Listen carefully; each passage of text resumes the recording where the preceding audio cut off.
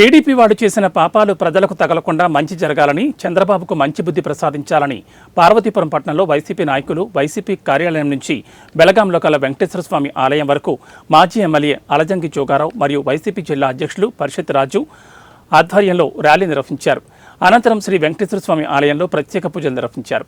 అనంతరం వైసీపీ జిల్లా అధ్యక్షులు మాట్లాడుతూ 100 రోజుల పాలన విఫలమైంది కాబట్టి తిరుపతి లడ్డూపై తప్పుడు వ్యాఖ్యలు చేస్తున్నారని ఆరోపించారు.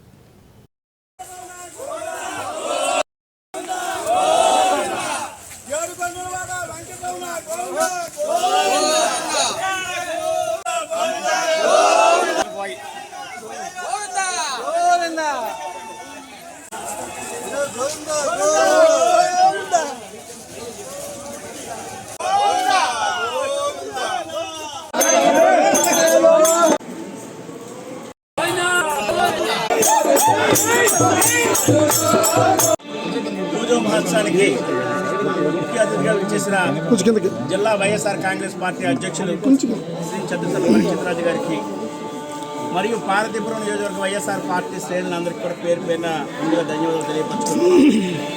ఈరోజు ఈ పాప ప్రక్షాళన పూజా కార్యక్రమం ఎందుకు చేస్తున్నాము అనే విధంగా హిందూ జాతి అంతా కలిపి ప్రపంచంలోని హిందువులంతా కూడా తలదించుకున్నట్టు భక్తుల్ని అవమానపరిచేటట్టుగా ఆయన మహాప్రసాదంలో ప్రచారం చేసిన జరగాలని చెప్పి వెంకటేశ్వరుని వేడుకోవడానికి రావడం జరిగింది.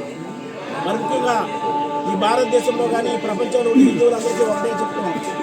ఈరోజు డిక్లరేషన్ పేరిట జగన్మోహన్ రెడ్డి గారు వెళ్ళి ఇదే కార్యక్రమం తిరుపతిలో చేస్తామంటే డిక్లరేషన్ పేరు అడుగుతున్నారు.